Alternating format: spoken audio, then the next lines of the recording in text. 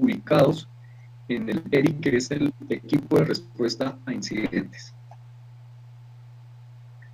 Dentro del plan de respuesta a incidentes debemos detallar cuál es el modus operandi que vamos a tomar al momento en que nuestro entorno haya sido víctima de un ataque o un incidente informático. Dependiendo del tipo de ataque, qué procedimientos vamos a efectuar, qué recursos vamos a necesitar. Siempre se debe manejar la política de proceder, es decir, efectuar las metodologías que dicta la informática forense, pero sin poner en riesgo los volúmenes de información, es decir, sin eliminar volúmenes de información, aparte de poner en riesgo el valor de la información, porque si llegamos a eliminar por accidente algún archivo, algún directorio, no solamente estamos eliminando información como activo valioso de la entidad corporativa, sino también podríamos estar eliminando evidencias digitales que nos permitieran o que nos sirvieran como luz en el desarrollo de la investigación en informática forense que se adelanta. Hacer una valoración de cuáles fueron los recursos que se vieron comprometidos en el incidente del cual se fue víctima, valorar los recursos, valorar qué volúmenes de información se vieron comprometidos, cuál es el manejo interno que se le va a dar al incidente, si se va a poner en conocimiento de las autoridades. Aquí era en donde hablábamos en la diapositiva anterior, que muchas veces en los entornos corporativos, para evitar la repercusión negativa en lo que tiene que ver con la imagen especialmente, muchas veces no se le da un manejo externo, sino se maneja a nivel interno. Pero este manejo interno se hace obviamente y lógicamente si al interior de la empresa se cuenta con el equipo de respuesta a incidentes. Si contamos con ese equipo informático, vamos a acudir nosotros a hacer los procedimientos de análisis forense digital. Y dependiendo la gravedad del delito informático del que hayamos sido víctimas, entonces ponerlo en conocimiento de las autoridades. Muchas veces los ciberdelincuentes, como justificante de mejorar sus procedimientos, precisamente porque las víctimas, después de que son atacadas cibernéticamente, nunca ponen en conocimiento de las autoridades ese incidente. Entonces, al no haber persecución judicial, pues el ciberdelincuente se ve amparado para seguir perfeccionando sus técnicas de ataque. El personal investigativo que integra respuesta a incidentes debe ser personal idóneo, capacitado y preferiblemente que esté certificado, que tenga formación certificada en los temas de informática forense. Tener claras cuáles son las fases que dicta la informática forense al momento de efectuar los procedimientos de análisis forense digital. Y como en todos los procedimientos que tienen que ver con la seguridad informática, debemos documentar cada uno de los procedimientos y cada una de las fases.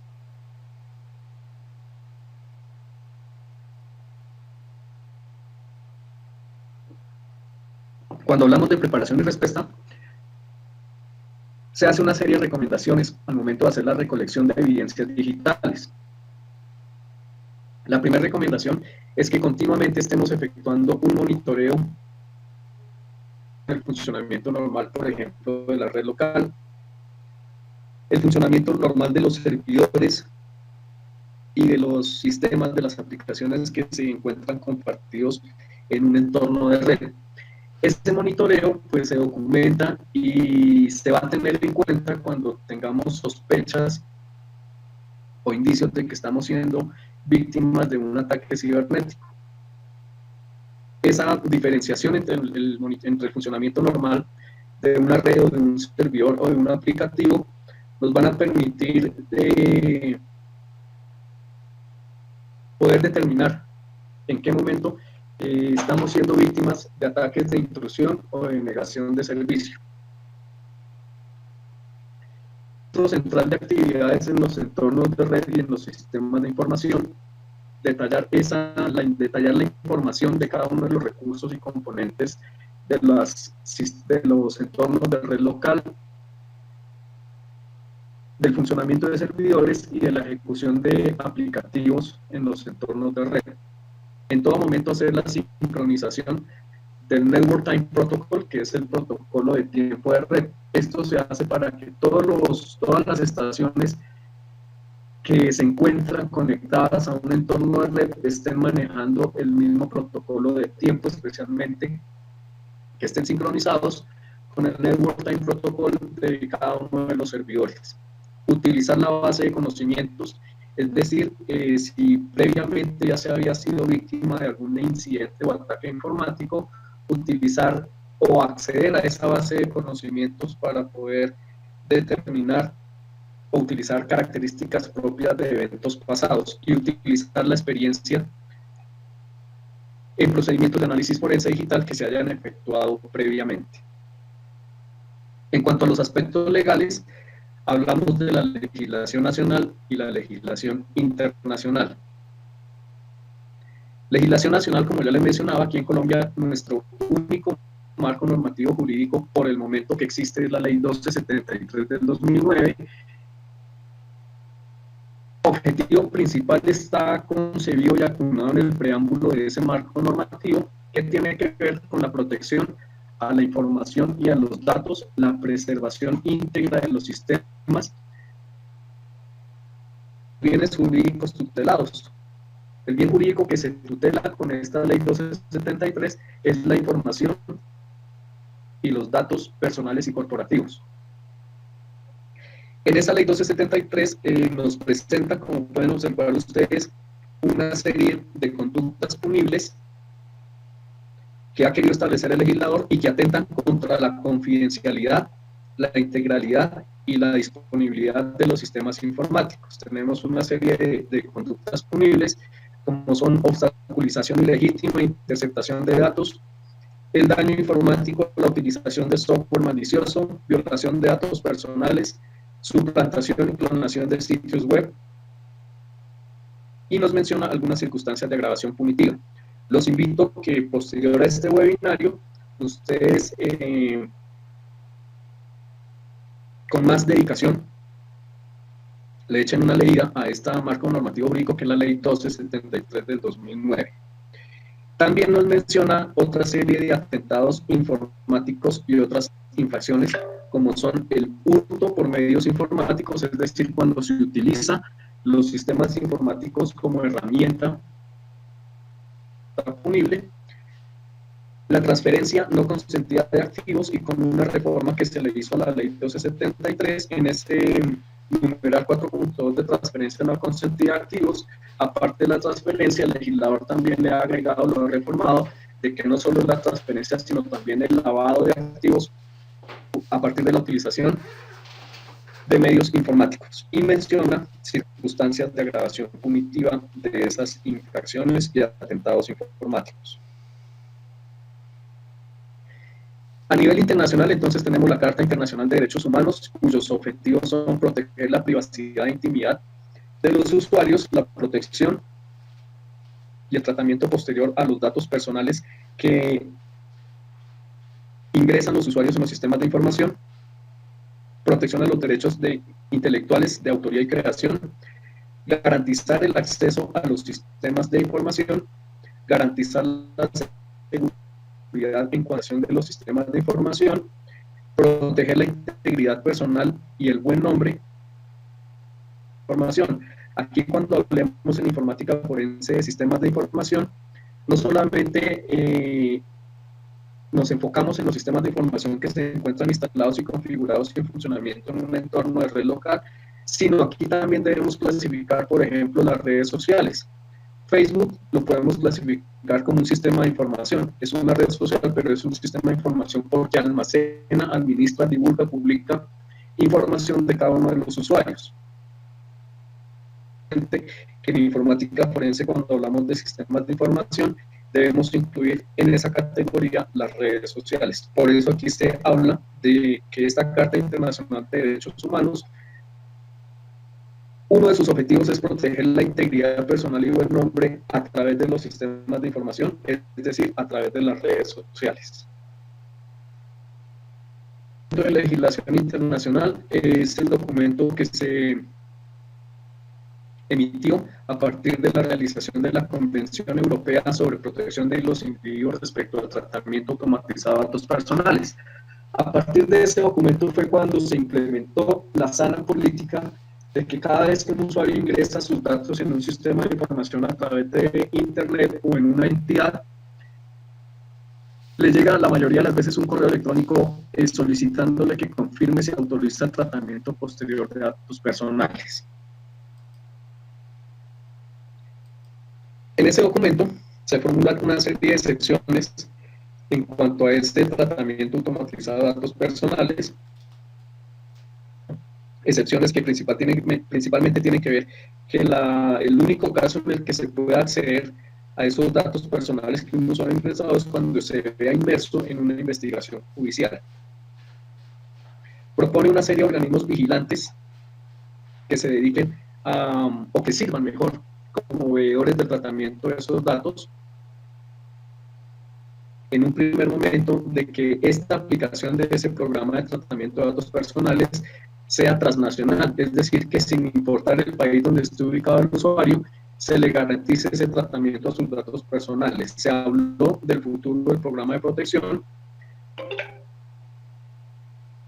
¿Por qué motivo se deben proteger los datos personales de los usuarios?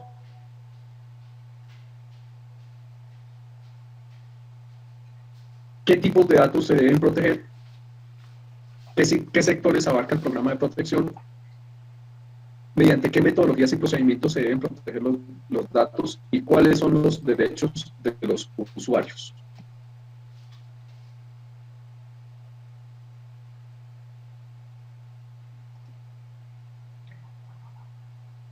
¿Me están escuchando bien?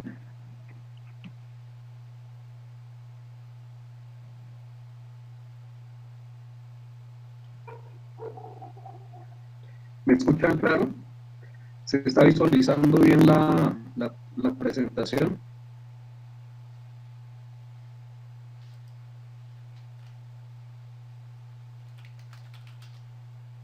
Ok.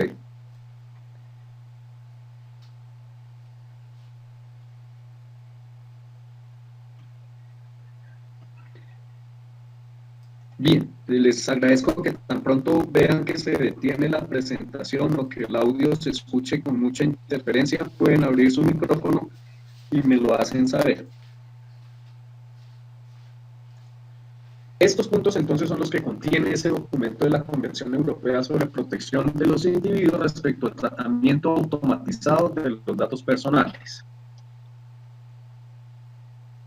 Ya habiendo hablado de la parte introductoria de la informática forense, conceptos y terminología,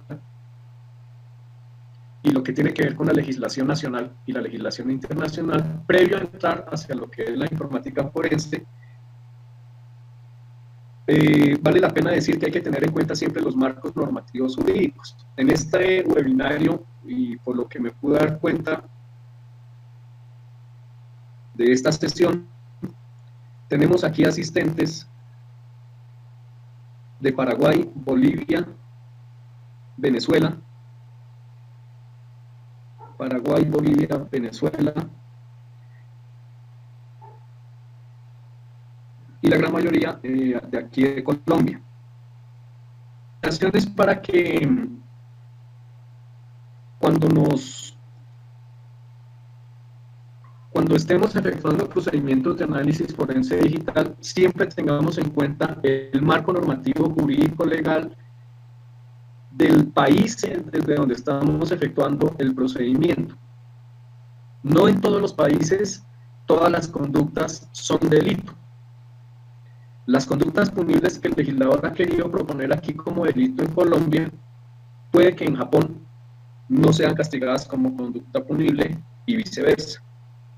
Por eso la invitación a que ustedes, posterior a este webinario, ahonden más en la investigación de esa ley 1273 y, para el caso aquí de Colombia, y de nuestros compañeros que están ubicados en Paraguay, en Bolivia, en Venezuela, que investiguen si en esos países existe algún tipo de marco normativo jurídico legal que tenga que ver con los delitos informáticos. Nosotros, los investigadores en informática forense, siempre debemos tener como eje central, como eje normativo de nuestros procedimientos, el marco normativo que tipifica esas conductas punibles, porque recuerden que nosotros somos los que venimos a definir qué tipo de delito se cometió en un incidente informático.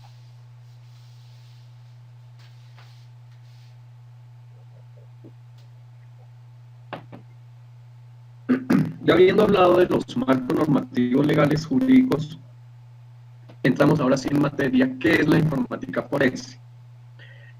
La informática forense es esa ciencia novedosa que hablábamos hace unos minutos, encargada de adquirir, preservar,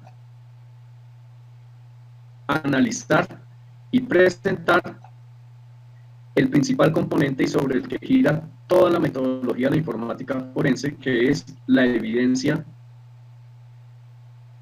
digital. Ese es el núcleo central, como ya les mencionaba, de la informática forense. Adquiere evidencia digital cuando en un equipo o desde un equipo se ha cometido el delito o sobre ese equipo se ha cometido el delito. Luego de que adquiere la evidencia digital, debe buscar preservar que esa evidencia que se adquirió se mantenga en un entorno estéril, que no se vaya a contaminar, que no vaya a ser modificada.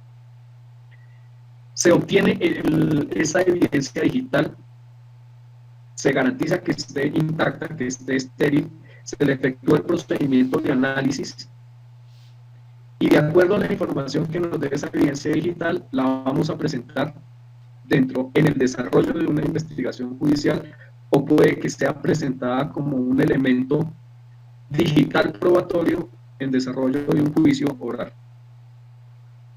La informática forense es la encargada de acceder a una serie de datos procesados y que tienen que ver con la ejecución de un incidente, un delito informático.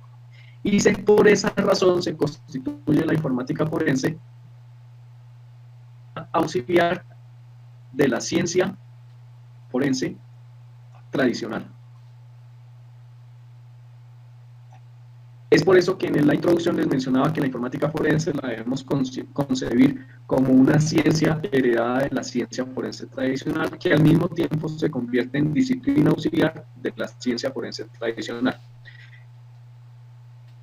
Históricamente tiene sus orígenes alrededor de del año 1984,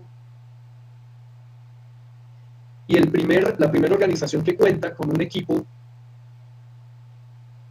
de investigadores en informática forense pues fue el Federal Bureau of Investigation, más conocido como FBI.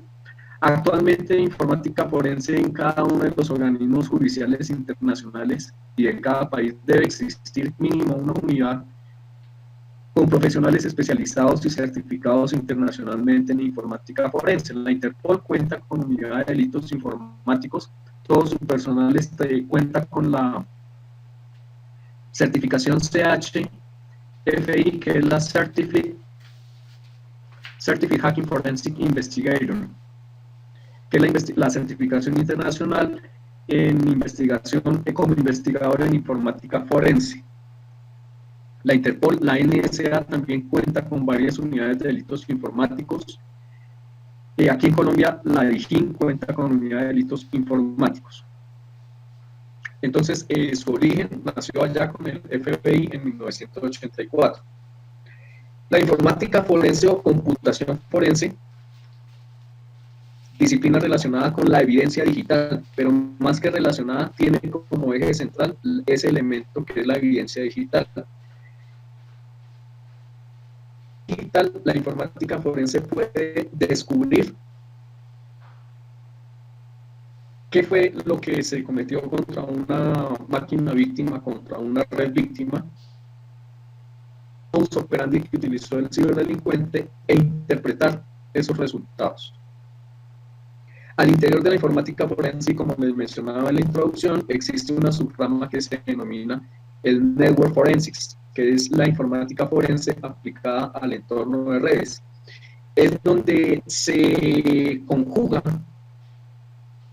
protocolos que se aplican en la transmisión de datos en un entorno de red con la correlación de eventos en cada una de las estaciones. De esa forma, entonces, se puede establecer cómo se ejecuta un incidente informático a través de una red local. El Digital Forensics es aplicar la ciencia forense tradicional, pero a los entornos cibernéticos, a los entornos virtuales. ¿Por qué es importante la informática forense? Pues teniendo en cuenta el alto índice de cibercrímenes e incidentes, es importante porque todos los días, cotidianamente, hay un riesgo de pérdida de información. No hay nadie que esté exento de que le secuestren la información. Y una premisa que yo siempre comparto en mis charlas, en mis seminarios, es que en el principal sistema de información que es la Internet, no existe privacidad. No existe un sistema informático que garantice el 100% de privacidad. Todos los sistemas informáticos que existen han sido desarrollados y diseñados por la mente humana. Y todos los sistemas informáticos en algún punto van a tener una vulnerabilidad que puede ser aprovechada. Por eso ese riesgo de pérdida de información es cada día mayor. Los procedimientos de análisis forense digital, porque al efectuar esos procedimientos se puede plantear la posibilidad de que se recupere la información que se vio comprometida. Es importante porque a partir de la interpretación de los resultados de análisis forense digital, los inforensics, los investigadores en informática forense, vamos a poder determinar los responsables de la conducta punible que se cometió. Permite investigar cuál fue el modus operandi que utilizó el ciberdelincuente para efectuar el incidente informático.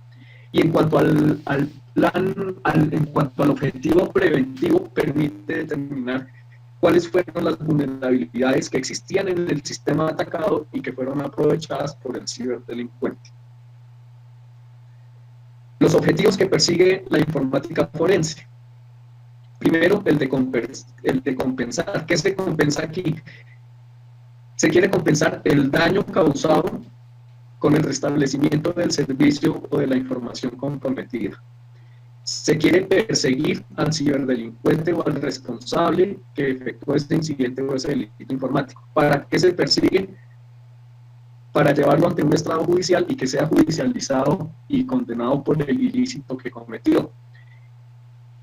Y como ya les mencionaba, tiene un objetivo preventivo. A partir de la interpretación de resultados y conclusiones que se obtienen en un análisis forense digital, podemos plantear una serie de políticas preventivas para que a futuro esa entidad o ese usuario que ha sido víctima del incidente no vuelva a convertirse en blanco del ataque cibernético. Esos serían los objetivos generales y como objetivos específicos podríamos determinar que los objetivos de la informática forense son los de identificar y analizar el principal elemento sobre el cual gira cada uno de los procedimientos que dicta la informática forense, identificar evidencias digitales, recolectar evidencias digitales y analizar esas evidencias digitales. El campo de acción y los usos que se le dan a la informática forense. Primero que todo, la persecución criminal, porque precisamente uno de las grandes soluciones para tratar de frenar el accionar de los ciberdelincuentes es poder judicializar y condenar penalmente a los ciberdelincuentes, de tal forma que al existir ya casos de condena por delitos informáticos, los nuevos ciberdelincuentes ya no piensen dos veces a la hora de efectuar incidentes informáticos. No solo en el área de la persecución criminal, sino también en litigios civiles, cuando hablamos de falsificación o adulteración de documentos, cuando hablamos de robo de información confidencial, cuando hablamos de investigación en casos de seguros, temas corporativos que, como ya lo mencionaba, el robo de información clasificada empresarial y las órdenes judiciales. Actualmente Ya se puede hacer análisis forense, por ejemplo, a los registros de conversación que se establecen entre usuarios de WhatsApp, pese a que los desarrolladores de WhatsApp siempre han intentado y siempre el objetivo de ellos, siempre en aras de la seguridad y privacidad de los usuarios, han querido que esos hilos de conversación viajen encriptados a través de los sistemas de red. Pero siempre hay una forma en que los ciberdelincuentes pueden romper esa encriptación, pueden acceder a esas conversaciones. Por eso ya les decía que no existe ningún sistema de información 100% seguro y 100% confiable. WhatsApp es muy vulnerable. Hablamos ahora de la relación que existe entre la ciencia forense y la evidencia digital. Entonces vamos a decir que la ciencia forense tradicional le proporciona a la informática forense una serie de principios y técnicas, como por ejemplo la manipulación de las evidencias y los protocolos de cadena de custodia. La ciencia forense tradicional le proporciona a la informática forense ese conjunto de principios y técnicas, pues para que se facilite el desarrollo de la investigación que se está efectuando. Esa es la relación que existe entre la ciencia forense tradicional y la evidencia digital. Dentro de los procedimientos que se desarrollan en la informática forense tenemos recolección y examen de las evidencias digitales, recuperación de información que se haya modificado, destruido, que hayan robado. En vida bit, cuando nosotros vamos a obtener la imagen en los procedimientos de informática forense, la imagen de un disco duro, no podemos utilizar software como por ejemplo Nero, porque Nero lo que nos hace es obtener una imagen solamente de los sectores que están ocupados con información. En informática forense se debe obtener una imagen bit a bit, es decir, de toda la dimensión, de todo el universo de ese disco duro. Porque en esos espacios que supuestamente están vacíos también hay información ubicada. Toda esa información que ha sido borrada en el sistema de archivos va a quedar ubicada en esos supuestos espacios vacíos del disco duro. Por eso en informática forense siempre la obtención de imagen de un dispositivo de almacenamiento se debe hacer bit a bit. A cada una de las evidencias digitales que nosotros adquirimos en los procedimientos de informática forense debemos obtenerles el MD5 o SH1, que es como la huella o la firma digital de esos archivos, que es lo que identifica a cada uno de los archivos. Y si no se modifica ese archivo, pues siempre esa firma va a ser la misma, ese MD5 va a ser el mismo, ese hash. Si se llega a modificar el archivo, pues el hash también va a quedar, no va a ser igual al hash que inicialmente se obtuvo. Gracias a la ciencia forense tradicional, la informática forense puede reconstruir y encontrar evidencias digitales, se pueden analizar eventos, procedimientos y archivos clasificados como evidencia. Como ya lo decíamos, aplicamos procedimientos del método científico como son la formulación de hipótesis cuando tenemos que hipotéticamente plantear del ciberdelincuente y hacer una triangulación de posibilidades, principalmente, y se han visto casos en los cuales la víctima utiliza el disfraz de víctima para eludir su responsabilidad o su participación en la conducta punible. En cuanto a la evidencia digital, se maneja un principio que es el principio de Edmund Lockhart,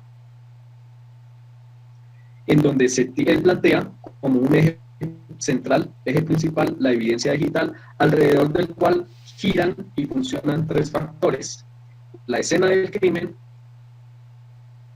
y el sospechoso o indiciado.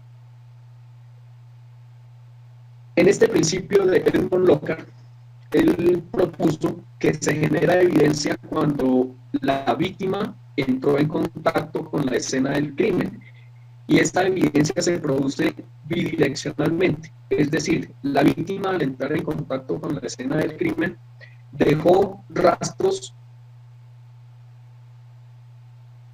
su universo en la escena del crimen y al mismo tiempo, por haber estado allí, trajo rastros de la escena del crimen que los va a llevar consigo.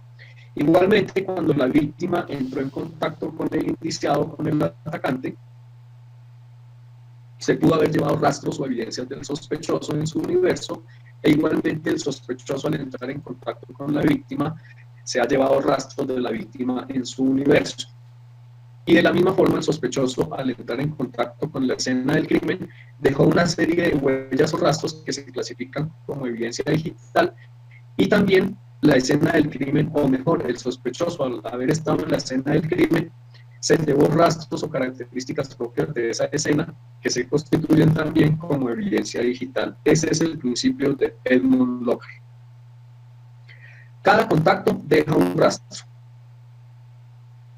Más importante, el principio de Edmund Locker. Cada vez que entra en contacto o que entró en contacto la víctima con el atacante, se generó un rastro que va a ser clasificado como evidencia digital. Esos contactos y esos rastros que se originan a partir de cada contacto se deben adquirir y determinar, identificar y ubicar en los objetos que se encuentren presentes en la escena del crimen, llamémoslo así. Se deja rastro, pero también se lleva rastro, ya como lo explicaba en el gráfico anterior. La evidencia, y gracias a la evidencia de aquí en informática forense, gracias a la evidencia digital, es lo que nos permite medir el grado de participación o de presencia del indiciado o del sospechoso.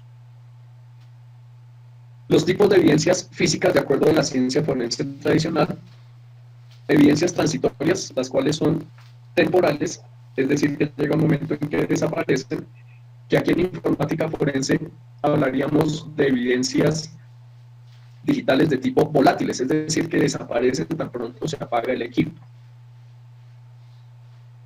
Las evidencias curso o patrón son las que se generan por contacto, es decir, si hablamos de un asesinato, la evidencia de curso o patrón es cuando el atacante, después de asesinar a la víctima, arrastra o mueve el cuerpo de la víctima a otra posición diferente y queda el rastro en el piso, por ejemplo, de sangre. Entonces es una evidencia que se genera por curso o patrón.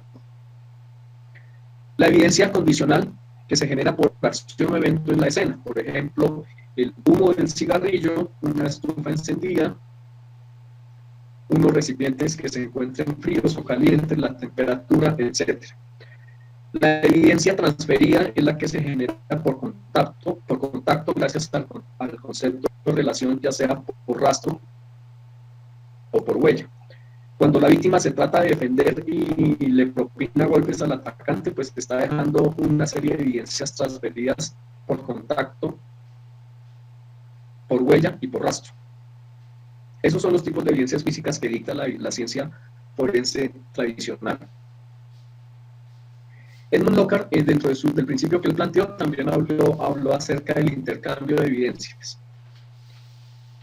Ese intercambio surge a partir de la relación entre el sospechoso, la víctima y la escena, tal como lo veíamos en el gráfico anterior. Esa interrelación entre los tres componentes o factores que juegan un papel en la escena del crimen y que permite que haya una transferencia de evidencias en forma directa y en forma indirecta. Absolutamente todos los elementos que se encuentran en la escena del crimen como evidencia.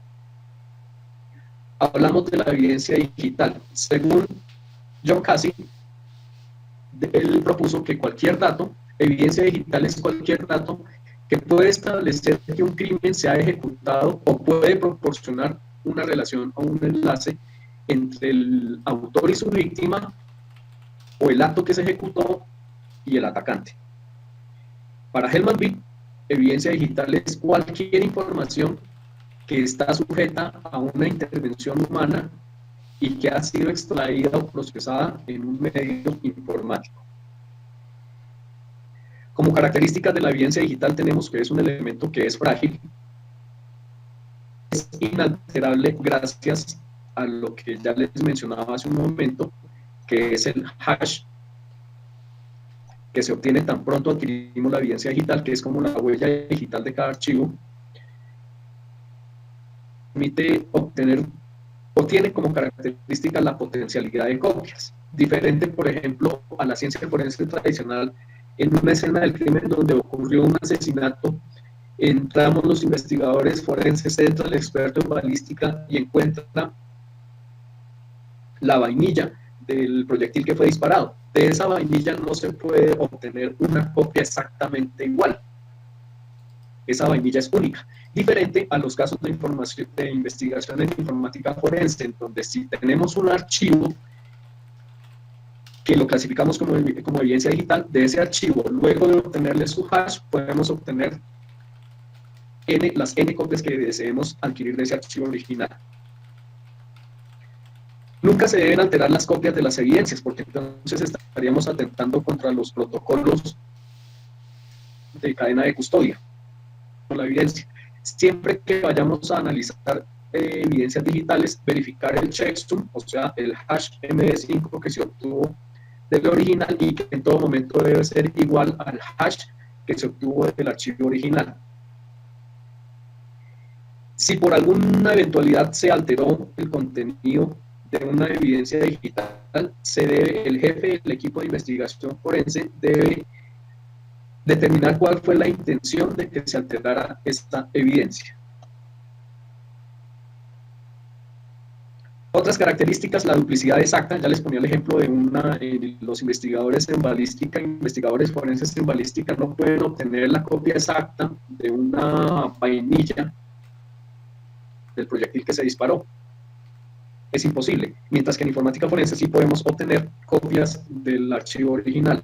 Siempre se debe comparar la copia versus el original, ese digital. Facilidad de la recuperación post-formateo, y siempre deben existir otras copias de esa evidencia digital. La evidencia digital se clasifica como registros generados en un sistema informático que son inalterables, ya que son generados por el mismo sistema.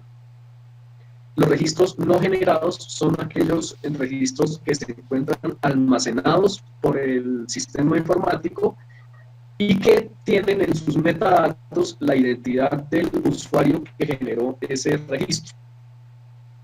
Y los registros híbridos es una combinación, o son el resultado de combinar la interacción del usuario con los registros que genera la máquina.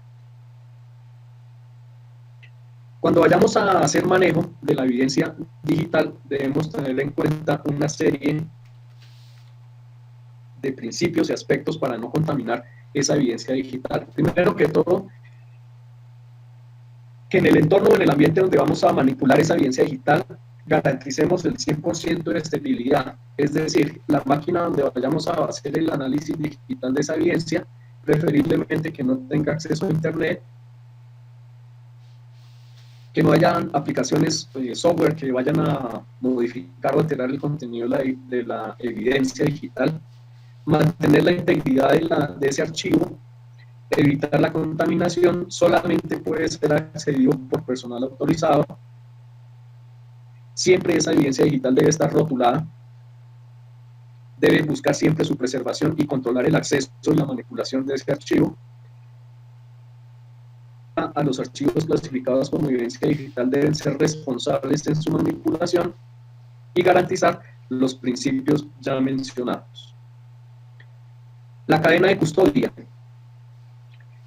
De acuerdo a los protocolos de cadena de custodia que dicta la ciencia forense tradicional y aplicados a la informática forense, se han establecido una serie de principios básicos en cuanto a la cadena de custodia. Significa que a partir del momento en que yo identifiqué, adquirí, recolecté y preservé un archivo y lo he clasificado como evidencia digital, siempre se debe mantener una veeduría sobre la existencia de ese archivo. Entonces, cuando se hagan procedimientos sobre la evidencia digital, que se hagan en presencia del equipo. Cuando no se pueda que esté presente todo el equipo de investigación forense, mínimo 2 investigadores deben estar frente al procedimiento que se va a efectuar sobre la evidencia digital. Mantener la inalterabilidad de esa evidencia gracias a los hash, la verificación de los hash, sustentar y soportar hacer documentación en la bitácora de procedimientos de evidencia digital y aplicar la normatividad vigente legal de evidencias digitales. Como principios del peritaje forense digital, entonces, ser siempre objetivos. Si se da el caso que en una investigación tengamos relación con alguno de los actores que se han visto involucrados en el incidente informático, debemos hacer recusación nosotros mismos y alejarnos del desarrollo de esa investigación. Otro principio es el de autenticidad y conservación de la evidencia digital, actuar siempre y en cada procedimiento de análisis forense digital conforme lo dictan los marcos normativos jurídicos legales, que seamos idóneos para efectuar esos procedimientos, que tengamos capacitaciones certificadas en el tema de informática forense, preferiblemente si podemos contar con la certificación CHFI, que es la Certified Hacking Forensic Investigator, que es la certificación internacional como analista forense digital. Buscar siempre la inalterabilidad de esas evidencias digitales y cualquier procedimiento que se efectúe debemos documentarlo.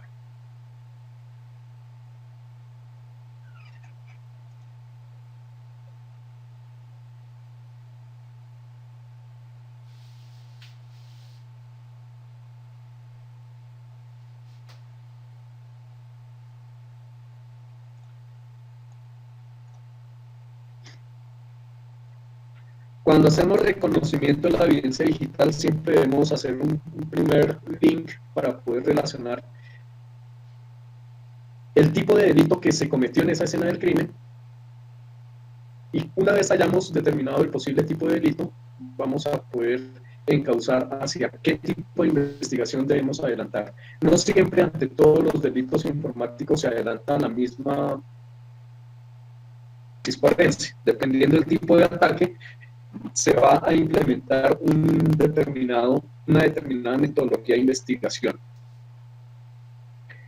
En la escena del crimen debemos discriminar en un primer momento la evidencia electrónica de la evidencia digital. Evidencia electrónica casi siempre apunta hacia todos los componentes de hardware, y evidencia digital pues obviamente se enfoca hacia la información que se encuentra almacenada dentro de las evidencias electrónicas. Pero a partir de ahí se debe crear un paralelo entre dos escenas, una escena del crimen electrónica y una escena del crimen digital. Y estas dos escenas están encerradas dentro de una escena macro, dentro de una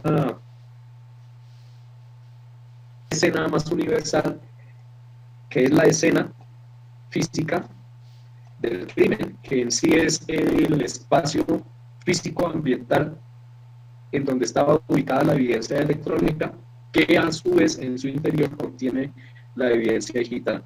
Ese es el paralelo que se debe crear siempre al momento de hacer primer reconocimiento de evidencias digitales. Y ya para concluir, entonces vamos a hablar de lo que es la evidencia electrónica versus la evidencia digital. Ya les mencionaba, la evidencia electrónica es lo que tiene que ver con el hardware, evidencia digital es lo que tiene que ver con el software o lo que produce ese software.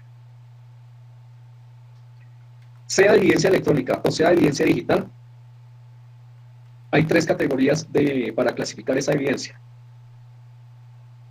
Evidencia como fruto, como instrumento, o evidencia como evidencia, que casi siempre, sea hardware o sea software, van a resultar, y si están vinculadas en el desarrollo de una investigación, van a estar vinculadas y clasificadas como evidencias. Un ejemplo de evidencia electrónica como fruto es cuando estamos, por ejemplo, ante el caso del robo de computadores. Si un delincuente se roba una laptop, tenemos que esa laptop es una evidencia que está clasificada como fruto de un punible. Como instrumento es cuando este equipo, ese computador, ha sido utilizado como herramienta para cometer un delito. Por ejemplo, la cámara fotográfica con la cual se han producido las fotos que se ven vinculadas en una investigación de pornografía infantil. Ahí la cámara fotográfica es evidencia electrónica, es un hardware que ha sido utilizado como instrumento. Y evidencia electrónica como evidencia, pues obviamente si se encuentra al interior de la escena física del crimen, tiene que ser clasificada como evidencia electrónica. En el caso de la evidencia digital o software, o lo que produce el software, decimos que la categoría de evidencia digital como fruto, vuelvo al ejemplo del delito de pornografía infantil, las fotos de menores que van a ser utilizadas en páginas de pornografía infantil, estas imágenes son evidencia digital como fruto. Como instrumento, por ejemplo, cuando se utiliza un keylogger, las señas del usuario víctima. Entonces, el keylogger es un software, es un programa que se instala en el equipo de la víctima para que todo lo que ingrese el usuario víctima por el teclado va a llegar a manos del atacante. Y evidencia digital como evidencia, pues siempre va a ser clasificada siempre y cuando esa evidencia se encuentre contenida dentro de alguna evidencia electrónica que fue encontrada en la escena física.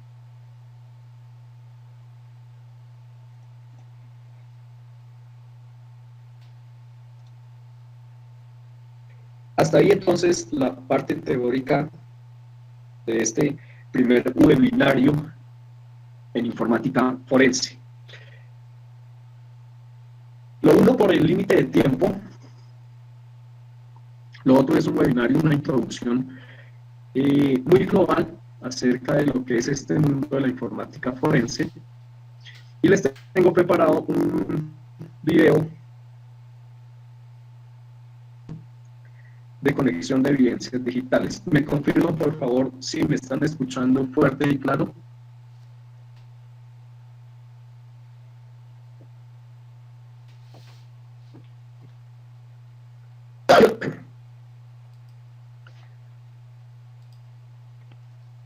Bien, gracias.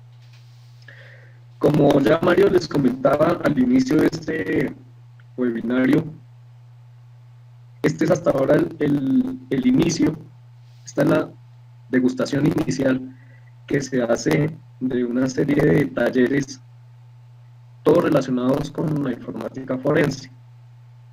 Creo que van a ser 2 o 3 talleres introductorios previos a dar inicio a un diplomado que va a ser más dedicado, más profundo, y en su extensión de tiempo pues va a tener más duración, un diplomado virtual en informática forense. Estos preliminares que estamos haciendo es para que ustedes pues se vayan adentrando a modo general, a modo global en el mundo de la informática forense, y ustedes ya en su fuero interior podrán discriminar si les ha llamado la atención, si les interesaría a futuro ser parte de estos diplomados virtuales en informática forense. Lo que les acabo de presentar a grandes rasgos es la parte general introductoria de la informática forense. Como ya les decía, por el límite de tiempo, pues he tenido que avanzar un poco rápido, pero es para que ustedes vayan teniendo la noción de esa estructura temática, teórica general en esta ciencia de la informática forense. E igualmente, en los talleres que restan, es para que uno de los objetivos, por ejemplo, el objetivo del siguiente webinario, taller de informática forense, es para diseñar el laboratorio virtual de análisis en informática forense, para que ustedes tengan acceso a las herramientas de análisis forense digital, instalan, cómo se configuran y cómo se utilizan. Y ya cuando tengamos todo preparado, entonces ya quienes hayan decidido formar parte de ese diplomado virtual en informática forense. Como ya les comentaba, entonces voy a presentarles un primer video laboratorio, que es el de conexión de evidencias.